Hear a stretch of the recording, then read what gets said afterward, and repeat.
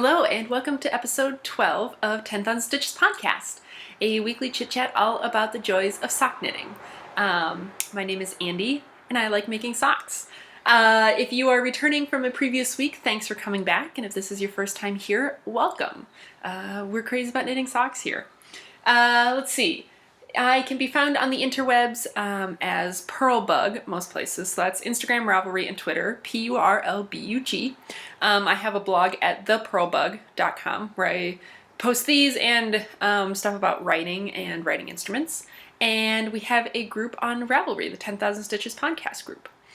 Let's see, today is Sunday, February 21st when I'm recording this, and last week I experimented with a Tuesday upload instead of Wednesday, and that seemed to go over well, so this will be uploaded on Tuesday, February 23rd.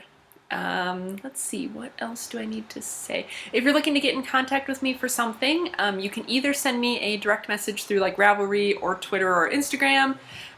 You can leave a comment on the YouTube video or in the thread for this video on Ravelry, or you can send me an email directly through my blog. There's a contact page along the top bar, and it's just a little form that you fill out, and that sends it directly to my email. So that's also an option. I also have my mailing address on that page for my P.O. box, and you can feel free to send me like a postcard or a letter or something because I enjoy getting snail mail.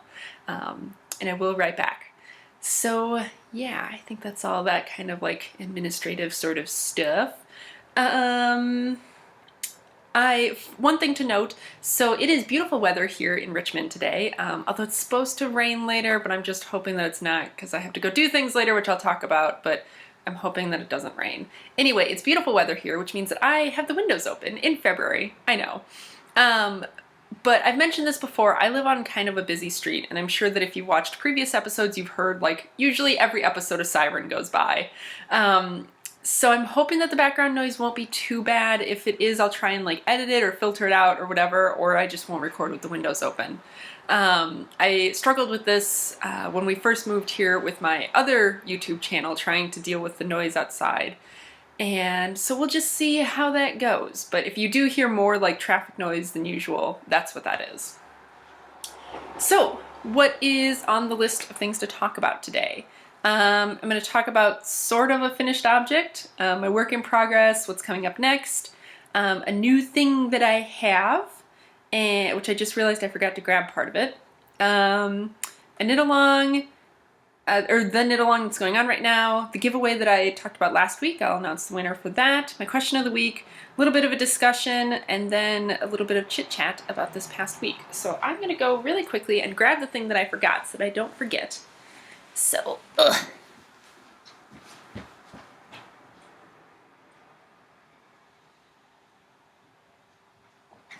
and we're back. Kind of. I'm back. Oh gosh. Okay, I probably won't edit that out because I don't want to edit this week. So you'll probably just get to watch that whole thing. Oh, another thing I was thinking I wanted to do was I want to start showing what's on my feet if I'm wearing hand knit socks for the week, because I know that as it gets into summer I may not be wearing, you know, wool socks, but we'll see. But anyway, today I am wearing these guys. These are, we have hair all over them. These are a pair of like little shorty socks made out of Patons Kroy Cascade colors, and I made these like forever ago. They don't fit the best, like they feel a little loose around like my heel and ankle, but you know, they're growing on me. I find that as long as I wash and dry them, like in the machine, they fit okay. It's more so when I hand wash them that they don't tend to want to tighten back up and actually fit my feet properly. So go figure. I've actually been washing most of my socks in the machine lately and drying them, because then I find that they tend to have like a lot of good spring back to their original shape. You know, whatever. And I'm too lazy to hand wash them, so there's that. Anyway, so finished object, sorta. These I had shown last week, and these are the Socken Garippa, and the tubes for them are done, so they both have toes and everything, but they do not have heels yet, and I've been promising an afterthought heel tutorial on these, and it's gonna happen this week. It is happening this week. I meant to get it done this past week, but everything kind of got thrown into disarray, which I will talk about towards the end in like my chit chat stuff. But it just didn't happen. So it is happening this week, and these are going to be done, and there will be a tutorial on how to do afterthought heels, true afterthought heels, because as you can see I don't have any marker yarn for the forethought heels. So, but I'm calling these kind of a finished object because I just need to do the heels and then they're done. So yeah, these are knit with Patons Croy in the casual colors, and I just realized I forgot to talk about where any links are. This pattern will be linked in the notes for this episode, and if you want to find those notes, it will depend on where you're watching this. If you're watching this on YouTube, there will be a link in the description box under the video to the blog post for this specific episode. And there's also a link on YouTube to the Ravelry group as well. So on the blog post, there will be links to any relevant patterns or shops or anything like that posted below the video. Same thing on Ravelry. In the specific thread for this episode, underneath the video will be all of the links that are relevant. Okay, so obviously this pattern will be linked. Casual colors, Patons Croy, 72 stitches on a US size 1, which is a 2.25 millimeter needle. So, yay. I mentioned last week that I wasn't super happy with this yarn. To me, it just seems very muddy. But like I said last week, it's a good masculine color, and these are for my mother's man friend, so I think it will be good. And I don't know if I've shown this before, but this is what I will be doing the heels in. This is some leftover Patons Croy in the, I think, gray marl that I have from my blueberry waffle socks. So I think that will work well for afterthought heels. So yeah, so that's my sort of kind of finished object that I'm going to call a finished object because darn it, I'm an adult and I can do that. And then my work in progress. So I mentioned last week that these Sock and Grippa socks took longer than I had intended just because of a whole bunch of factors coming together. So, so I was going to be probably not doing the Dracker socks like I had planned, and I was going to move on to do the Syncopation socks for my younger brother. And I have one of them done, and then the other one is currently underway. Oh, and this guy's inside out. So the Syncopation socks are, I forget who the pattern is by, but of course I will link it. And I've heard a lot of people talk about, like, they like the way that it looks, but like the pattern is super intimidating. And I had never actually really looked at the pattern. I had just looked at the pictures and I was like, oh, I like that. So I did look at the pattern, and if I am not mistaken, it's like written out like row by row or something like that. So I definitely see how it looks like a very intimidating pattern. But really all you need is just the chart that's in there. And if you know how to like make socks like a favorite way, like if you know how to make a vanilla sock in whatever way you like, basically you just put this sort of like broken ribbed pattern on the however much of the sock you want, and then you can do kind of the heels and toes however you want. That's how I usually approach any pattern, is it's like, oh, I'm going to use that pattern stitch, but I'm going to do the rest of it my way because I figured out how I enjoy doing socks. So this is what, and the problem is like I'm knitting this out of Patons Croy in the Gentry Gray, which is a really dark charcoal gray. So you can see it looks black. So it's going to be hard to show you guys like the stitch pattern. Maybe if I can get in close enough. Yeah, it's not going to want to show up. Oh, there you can kind of see it. So it's like a 3x1 kind of broken rib. And so it's really nice, and it's a really good like stretchy sort of pattern, and it's kind of squishy, and I really like it. What I think is really cool that I might do this again on a different pair of socks is actually the inside looks really cool too, because you get just these like little stripes of what was purl stitches on the other side is now, you know, the knit stitches of course on the inside. And I just think that looks really cool. Plus, I hadn't realized this for when I was doing this the first time, but right, these socks are basically black. And with that, it's really hard to count your rows, and I don't like using row counters because I forget to like switch them. And like it's basically a 6-row kind of section of doing this. So I was having a hard time like figuring out where I was like in the pattern repeat because it's black yarn, and unless you have really good light, it's hard to count your stitches on the right side of the pattern. What I didn't realize was that if I just flipped it inside out, it's much easier to count kind of the knit stitches on the wrong side to figure out where I was in my pattern repeat, if that makes sense. So anyway, that's made it a lot easier. So yeah, so this is one completed sock, and like these socks are huge because my little brother just has giant feet. 72 stitches, and I'm doing these on my Addie like sock needles, which are a US size 1.5, which is a 2.5 millimeter needle. And it has made me realize how much I really despise magic looping, because that's what this is for, how much I despise magic looping now that I've gotten used to 2 circulars, because I just find this to be so fiddly. But I'm doing it because I don't have any other needles in this size, and with this Patons Kroid is a little bit thicker. It's one of the thicker ones, and so this is giving me a really good fabric. So yeah, I did the Fish Lips Kiss heel on this just because I think for people who aren't necessarily used to knit socks, the Fish Lips Kiss heel is really good because it mimics a commercial sock and will fit their foot nicely. And the only other thing I did strange on these is I did, well, they're kind of shorty socks because my little brother prefers shorter socks. So I did like 10 rows of 2x2 rib, and then I did basically 3 pattern repeats before I did the heel. And then the other thing that I did, and of course you're not going to be able to see this very well, is I did a princess sole basically, where the inside is the knit stitches and the outside is the purl stitches. So this is the bottom of the foot when it's right side out. So the bottom of the foot is the purl stitches, which isn't a huge deal for me because I've mentioned this before, but I knit English style, which means I'm a thrower. So for me, purl stitches don't take any more effort than knit stitches since I'm letting go of the needle either way. So I actually didn't mind doing this. And I did this not necessarily because I think that the purl bumps would bug his feet, but because my little brother has some nasty feet sometimes. Like he works hard jobs and he just doesn't take great care of his feet. So his feet are kind of gross sometimes. And so I was worried about like his feet just like rubbing away at the yarn, basically just like destroying the yarn through friction from like calluses and stuff on his feet. So my thinking is that basically putting the smooth side on the inside would maybe help with that, because there would be less like bumpiness like on the purl side for like calluses and stuff to catch on. I don't know if that will turn out to be the case, but I thought I'd give it a shot, see how it works. So yeah, and it was interesting because like with the toe, I continued the purl bumps on the outside all the way up to the toe, and then I, obviously Kitchenered it together. But anyway, this taught me how to do left-leaning and right-leaning decreases when you're purling, because I had not done that before. So, so that was a good technique to learn. But yeah, so like I said, this one is done. This one I have, oh, I forget, 1, 2, 3.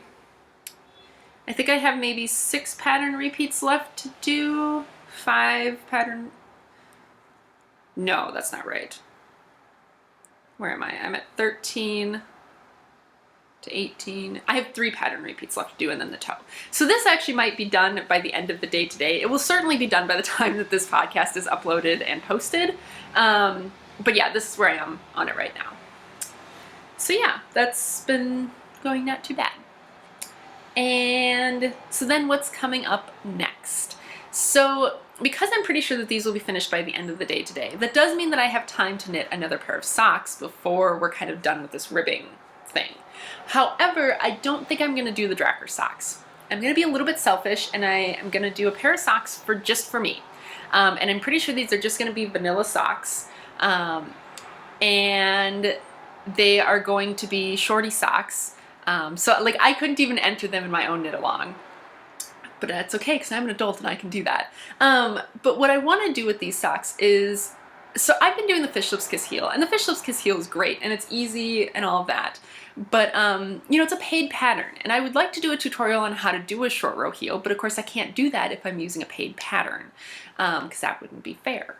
So I want to learn how to do a traditional wrap and turn heel and figure out if I can make it easy. Like if there's maybe some tricks that I can put into it that will make it easier to do a traditional wrap and turn heel so that I can do a tutorial on it and not have to worry about like stepping on someone else's toes. So I'm going to be doing that. I'm basically going to be making a pair of socks just to practice these heels, but I want a full pair of socks out of it.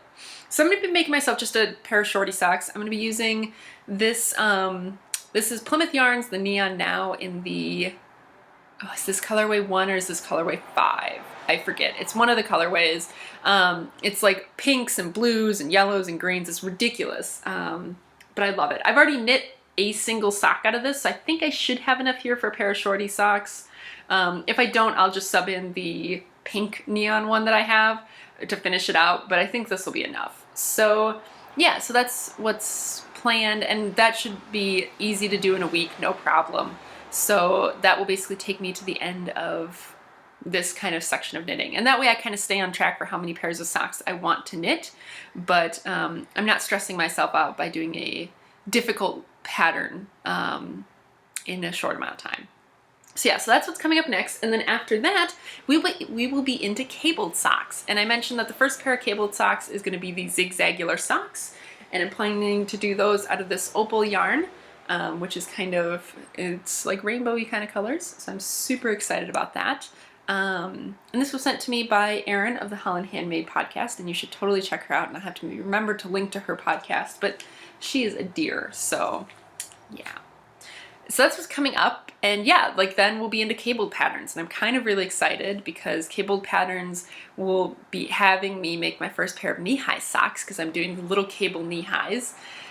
So that's going to be crazy because I've never knit that much sock before, and I actually have no idea who I'm going to make those for, because I don't tend to wear knee-highs. I used to wear a lot of knee-highs, but the problem is now I either wear skirts with tights or I wear skinny jeans, and knee-highs don't fit well under skinny jeans. So I don't tend to wear as many knee-highs anymore as I used to when I was younger, and like flare jeans were really cool. So I don't know, I might make those from my mom because she tends to wear knee-highs a little bit more. We'll have to see, I'm not sure. But yeah, so I'm super excited about cable patterns because I'm really sick of doing ribbing. But anyway, that will lead me, I guess I will talk about the knit along, since that's kind of what I was talking about. So yeah, we have basically 1 week left in the knit along, because by the next time I record, or well, the next episode after this will be after the knit along ends. It's very confusing, you know, because I record ahead of time. So like when I record, it won't be done, but by the time it's posted, it will be done. But I won't be able to announce a winner until the next one. So anyway. But yeah, I think I had looked and we have about like 68 entries, so that's super exciting.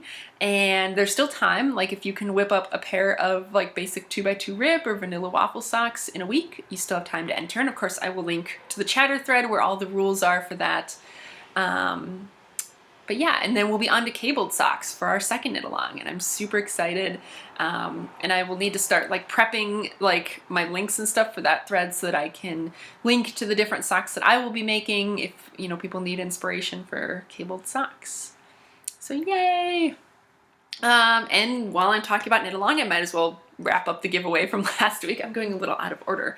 But the giveaway from last week was for hitting 500 subscribers on YouTube. Yay! So it was just like kind of a quick, you know, not very involved giveaway. It was for these two little balls of yarn. These are Regia, the design line by Cafe Fawcett, and these are two 50-gram balls of the colorway 04455. Anyway, it's kind of rainbow colors. They could be really good spring colors, or they could be really good fall colors, and it's kind of this self-striping yarn. So yeah, so basically it was just, there was just a form on the blog that was the entry form, and I had 60 entries, which is super exciting, and the winner was number 61. I used a random number generator. The winner was number 61, which was Lynn G. There was two Lynns that entered. Lynn, whose last name starts with a G, you're the winner. Although you will probably already know that because I'm planning on emailing you sometime this afternoon, because I don't want to wait until you see this, because with my work schedule and stuff, I don't have a lot of time to make it to the post office. So I'm hoping to get this yarn in the mail by Tuesday when I have a chance to run to the post office. So I want you to know before the episode, like maybe before you'd see the episode. So anyway, you won. I'll be emailing you this afternoon, which is Sunday. So yeah, time, weird, timey-wimey stuff. But yeah, congrats. And I hope to do little giveaways like this maybe every 500 milestone we hit. Like I've said before, like I don't obsess over the subscriber count or anything like that, or like likes or views or anything like that, but it is kind of fun to, you know, celebrate those little things and, you know, give back to people who are supporting me and keeping me going. So yeah. I actually was telling Wesley that you know, I probably, like, if I was just doing this by myself, this like 50 socks in 2016 project, I probably would have quit already if I was the only one holding me accountable. Because like there are some weeks and I'm like, I don't want to do this, but then I look at it and I look at how many, you know, hand knit socks I'm producing, and that's really great and really fun. And I'm glad that like I've made it very public, and that there's, I don't want to say there's people necessarily expecting me to finish, but like there's other people who know about it. And so I'm like, no, no, no, keep going. And that's just been really nice. So yeah. And while I'm getting all, you know, emotional and everything, not really emotional, but you know, while I'm on this topic of you guys are great and I love you all, I wanted to share something that I actually meant to share last week and I didn't, because I just totally like forgot, because I didn't make show notes last week, or like notes to myself for last week. So, you know, that's never good because then I forget things. But anyway, I won't necessarily mention their name, but this was in the introduction thread on the group. And I've mentioned this before, I do read all of the introductions in the introduction thread, and I enjoy reading them and seeing where you guys are from. I just don't respond to all of them because I have a limited amount of time in the day, and you know, it's basically like, basically my response would be, welcome, thanks for watching, and I genuinely mean that. But it feels a little disingenuous to keep like saying that over and over again. So just know that basically I'm so glad to hear where you guys are from and hear what your experience with knitting is. And I enjoy reading everyone. I just don't respond.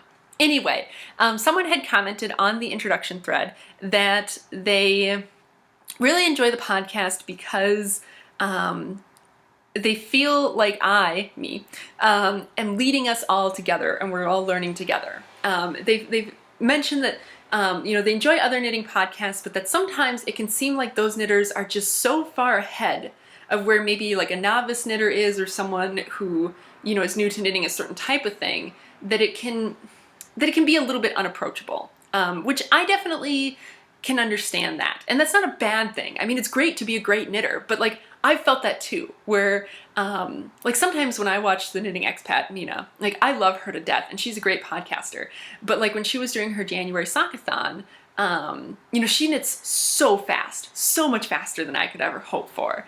And I love that, and I loved seeing how many socks she finished, but at the same time, like sometimes I would watch and I'd be like, oh my gosh, like that is just so far ahead of where I could ever be, you know, and then you get like, what's the point, you know, because we all compare ourselves to other people. Anyway, so she said that she, you know, really enjoys that like with this, the way I do this, you guys are all a part of this, you know, you guys are all learning along with me. You know, we're doing different themes, we're learning different themes, and I'm trying to improve myself. You know, I'm doing these different themes because they're things I want to get better at, you know, like I'm doing 2 months of cabled socks because I want to get better at cabling. So, you know, I'm doing 2 months of color work because I don't know how to do color work right now and I want to learn. And I'm hoping that, yeah, that really is the feeling that you guys get, is that you're here with me and we're doing this all together. So anyway, that comment just really, really made me happy and feel all warm and fuzzy inside. And I like that. So thank you very much. You probably know who you are, who said that. So yay. Anyway, okay, I want to talk about one new thing that I got, and then I have then I have my question of the week, and then a little bit of a discussion thing. Did I actually read what I don't remember. Anyway, okay, so a new thing that I got this week, and this is not something that I bought. This is something that was sent to me when I was having a no good, very bad, horrible, awful day, which I will talk about why that was in the chit chat stuff. But needless to say, I was having a horrible day. And then I went to the post office because I had to pick up some other things, and this was in the mail. And it was a package to me that it was from like a yarn company, and I forget what the name of the yarn company was. But of course I will link it. Oh, Darn Good Yarn. And I was like, I didn't order anything from them, you know, and I was very confused. So, you know, I got home and I opened it up, and inside was this beautiful yarn bowl. And it's like one of these little yarn bowls that has like the little curly cue to like hold your yarn. And of course it's like hard for you to see that. So there. And it's just this, it's pretty dainty. Like it's not very big. Like a skein of Patton's Croy actually will not fit across, like the diameter is not big enough for that. Here, I can show you. It's like this is like one of the Regia 50 gram balls, so it's not so great for that, but like for an actual ball of yarn, like it's great. And yeah, so it was sent to me by Wesley's mother, and it's so beautiful, and it's just so wonderfully done. And I really love it because even if I'm not using the little curly cue, because it's so smooth on the inside, if I put a ball in there, it stays put because it will like roll nicely against the surface and not try and roll away from me. So I have been using this pretty much every day since I got it, when I'm just, kind of sitting on the couch and knitting. And I love it, and I highly recommend them. I think it's, they're not the cheapest yarn bowls, but yarn bowls in general aren't super cheap, so I recommend it. And also it came with this ball of yarn, and this is recycled silk, and it's 75 yards, and it's like I'd say it's probably a worsted weight-ish, and it's so pretty. Like, these colors are just so pretty. I have no idea what to do with this. So if you happen to know of, like, I was thinking maybe like I would make it into some sort of like an accessory, like maybe like a big chunky like knitted like necklace or something. I don't know, but if you can think of something, like if you know of a good pattern that I could use for this, let me know, because I have no idea, but I want it to be something beautiful and something that will be visible, because it's so pretty. So I'm very excited about that. Yeah. So that was that. And then, okay, so my question of the week kind of goes back to my Syncopation socks. So these socks, I'm happy to make them because I love my little brother and all that. And I mentioned last week, he's a very knit-worthy guy. He works very hard and just is a good kid. But like, these definitely tried my patience, like it was, black yarn on needles, like magic looping, which I don't love, and he has a giant foot. And it just, like I was like, every stitch I'm like, I love him, he's a good guy. And it's not like, they're the worst thing I could possibly knit. But, like if you're knitting something for yourself and it's just going horribly, and you're not using my knitting flowchart, which I talked about a couple episodes ago, which tells you to just not be a weenie and keep going. And like if you're knitting something and you absolutely hate it, you don't knit it. Like, you don't finish it, you frog it and you start something else. But when you're knitting something for someone else, sometimes you just, you can't do that. You can't do that. So my question of the week is, have you ever had a project that you were making for someone else, whether they knew about it or not? Like, my little brother doesn't know about these yet. So whether they knew about it or not, have you ever been knitting a project for someone else that just really tested your patience and how much you like that person? And I'm not talking about like commission work, because obviously there's a monetary incentive there. But like just like a gift or something where you know that they will love it, but you hate making it. Have you ever had one of those, and what was it? Because, like I said, I'm going to finish these, no problem, but it's definitely one of those things to where if I was making these for myself, I probably would not finish, because it's the same way with like Wesley's socks that I made him at the beginning of January. Again, very dark yarn, not my favorite like color to knit with. But I was like, nope, I'm going to finish these. So yeah, let me know about that, because I'm curious as to whether maybe I'm the only one who's ever felt this way or not. But yeah, that is the end of the knitting type stuff, sort of. I have a little something else that I kind of want to chit chat about that relates to knitting, also relates to like kind of my like professional and academic life, that I've started to see parallels between. But if you're only here for strictly the knitting stuff, that's it for the knitting stuff. Under a half hour for that, so great. If you want to hear about other stuff, then we'll keep going. I need a drink of water. I mentioned that I don't drink tea, so I always feel like a bad podcaster because I'm not sitting here with like a nice teacup. But whatever, water. So, okay, so the thing I kind of want to discuss is like backhanded compliments. And I have only recently started to notice this about knitting, but I have noticed this about my academic and professional career as, in physics. And me and Wesley have talked about this a lot because he's also in physics, so he's experienced the same things. But frequently what will happen is, someone will find out that that's what we do. And either that's a conversation killer, which happens more than you might think, or they'll say, oh my gosh, you must be so smart, or something to that effect, like, oh, I could never be smart enough to do that, whatever. Which I know they mean that in the nicest possible way. They mean that to be a compliment, but it is not. Because when you say something like that, basically what you've just said is you said that, oh, you must have some sort of innate advantage that I don't have, and that's why you can do that and I can't. And which again seems like that should be a compliment, like, go you, you're smart. But the fact is, like with physics, you can be smart or you cannot be smart. It doesn't matter. Anyone can do it. You just have to work harder than everyone else. And of course there are some people who are smarter than others and they don't have to work as hard. Inevitably though, they all get their comeuppances, because when you get into like doing research and like publishing, you have to work hard no matter what. So people who just skated by on like intellectual superiority or intellectual whatever, intellectual ability, they wash out at that point. Like I knew people like that in grad school. So, the fact is you have to work hard, and like doing physics was one of the hardest things I've done, like doing grad school. Like it didn't matter how smart I was still working really hard for that. So, by someone else attributing it all to some sort of innate intelligence is basically writing off all that effort that I put in. And that's really insulting. Because it's like, no, I worked really hard for this.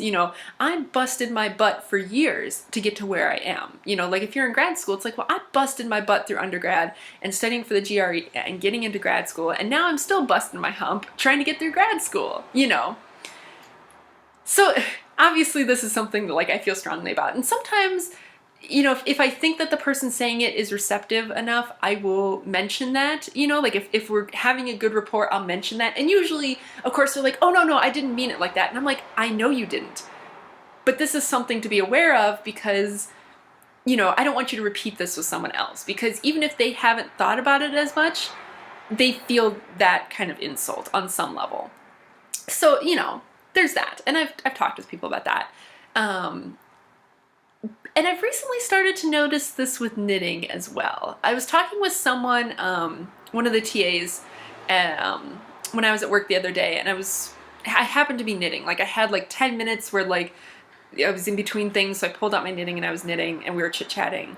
And she was talking about like, oh, I could never do that. And, and I was like, yeah, you could. Like it's one of those things to where it's like you just choose not to, and that's an important thing to notice. And so like I wish that when people would, look at my knitting and say, oh my gosh, I could never do that. It's like, yes, you could. Don't say that.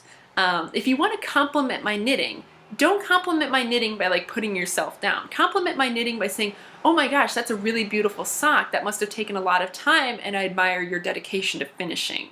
Or something like that. Like make it an actual compliment. Don't compliment me by like putting yourself down when there's no reason why someone can't learn to knit socks. It's like, can you make a knit stitch and a purl stitch? Yeah.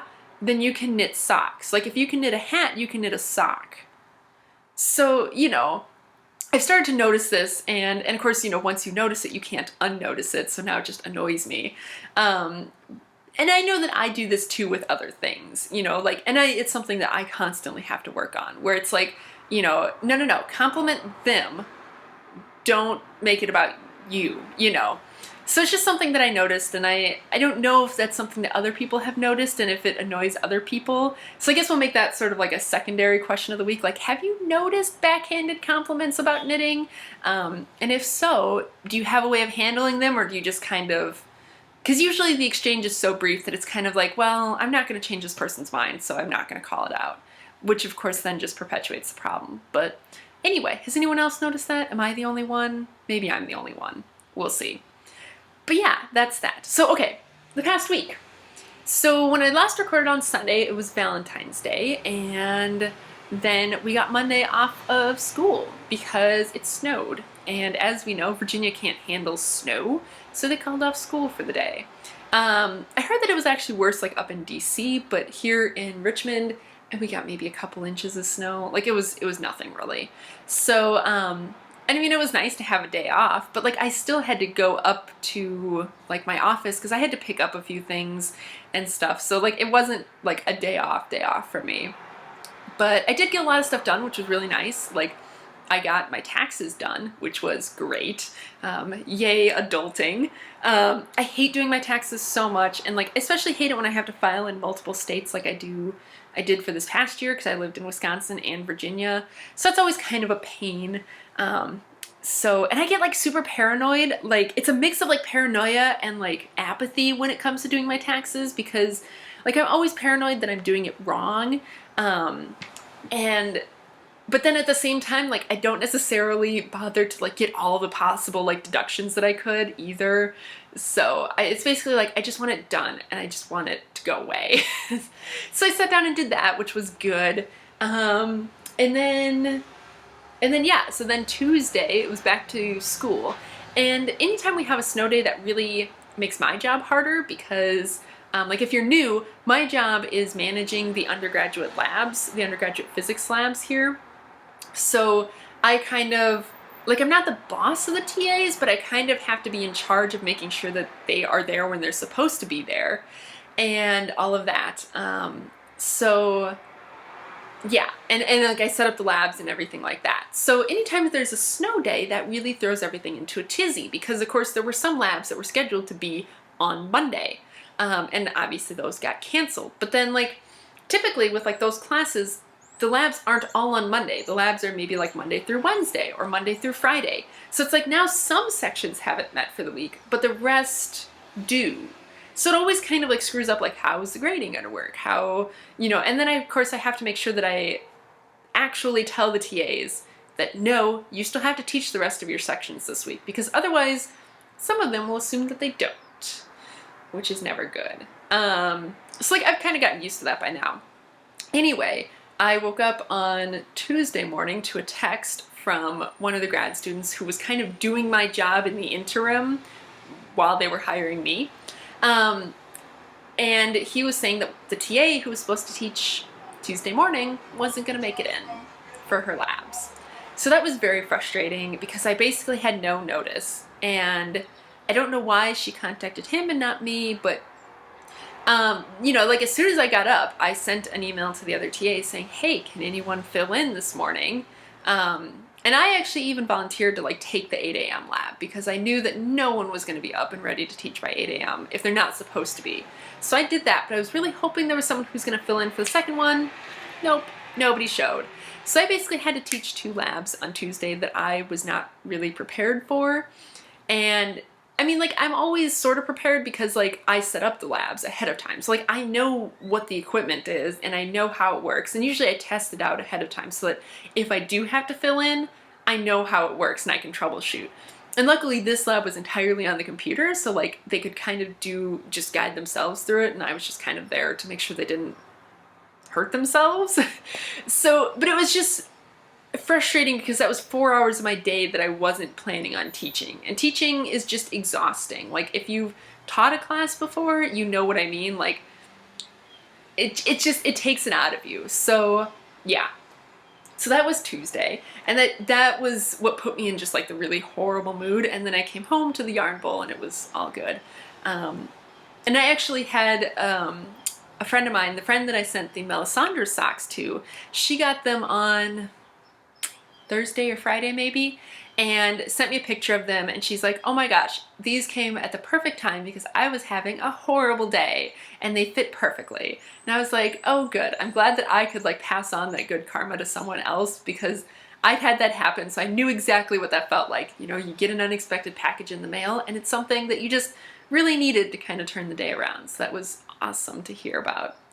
But yeah, I'm trying to think of what else I did. Then the rest of the week was just kind of, business as usual, teaching as usual.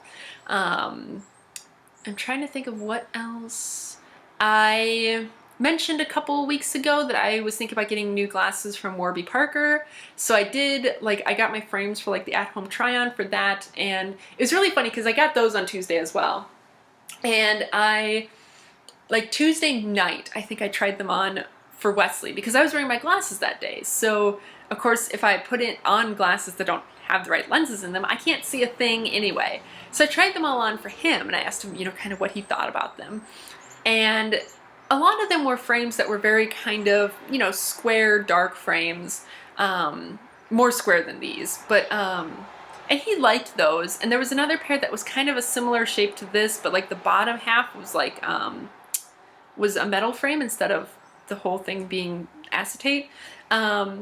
And then there was a pair that I had thrown in just kind of because I was like, those are funky and fun. I want to try those on. And the name of them is Ellie. Yeah, Ellie. And they're these like clear frames that are sort of like more round, smaller and more round. And I tried those on for him, and he was like, no, I don't like those at all. So I was like, oh, okay. But of course I didn't know what I looked like in any of them. So then yesterday I happened to put my contacts in, and so then I tried on the frames so that I could see them, and I loved those Ellie ones. I thought they were so cute. Like, because they are clear, they really kind of like brighten up my face instead of these like really heavy lines like the dark frames I tend to prefer. And because they're small, they're very light. So I actually think those are the ones I'm gonna go with. I still have to get my prescription from my doctor and everything and make sure that they can actually fill my prescription, but it was just funny that these were the ones he was like, no, no. And I was like, yes, these are what I'm getting. I think he just doesn't like clear frames, so I think they'll be great.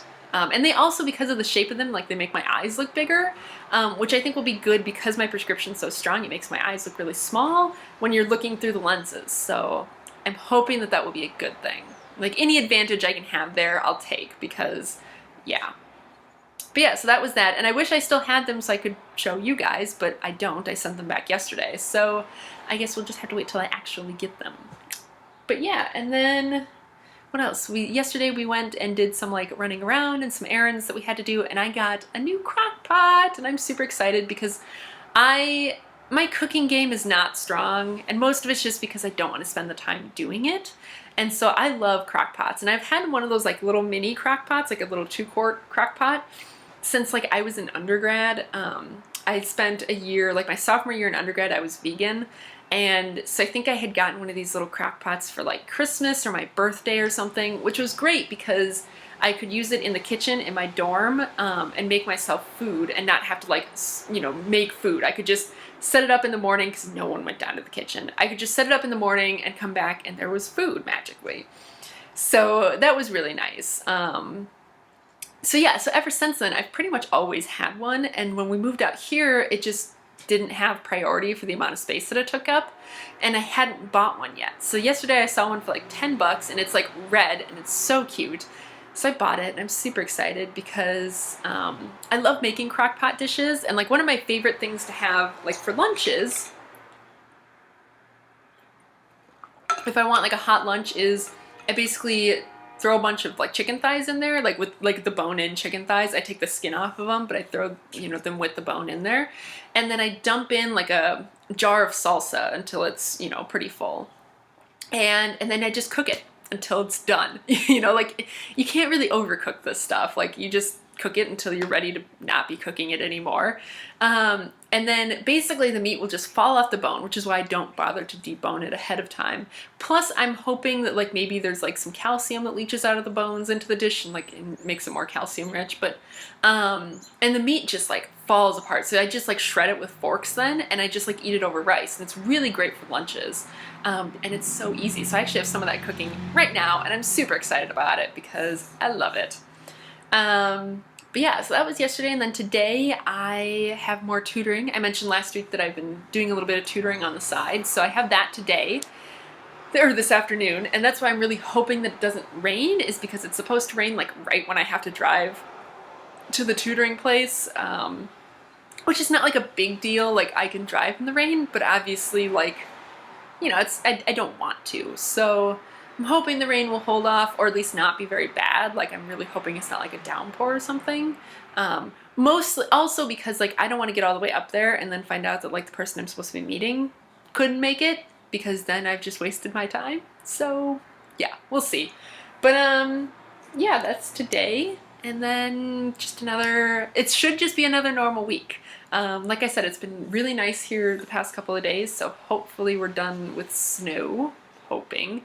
And yeah, just doing the thing. So I guess that's about it. That's about as much as I got. So I guess this will be roughly a 45-minute podcast, which is good. I feel like that's a good length. Like, that's a good length for me to watch, like, because it's about the length of like an hour-long TV show, you know, when you take out the commercials. So that's about the amount of time like I want to sit down and watch something. Unless like I'm doing other things. Like sometimes I'll have podcasts run in the background when I'm at work, and then the longer ones are fine. But 45 minutes I think is a good length. So yeah, I think that's going to be it.